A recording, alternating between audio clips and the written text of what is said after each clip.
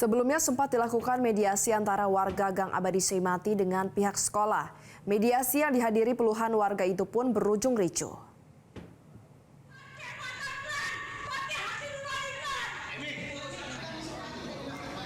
Warga yang tidak terima akses jalan mereka di tembok pihak sekolah pun marah dan meminta pihak kelurahan untuk segera membongkar tembok tersebut.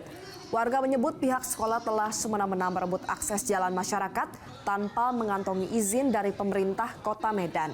Warga menganggap petugas kelurahan Seimati yang hadir justru berpihak kepada pihak sekolah.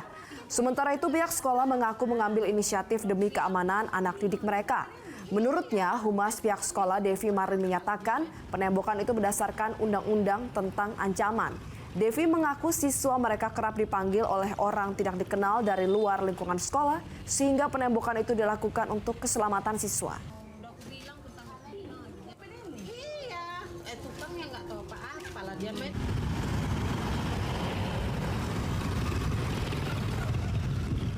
Jelajahi cara baru mendapatkan informasi. Download Metro TV Extend sekarang.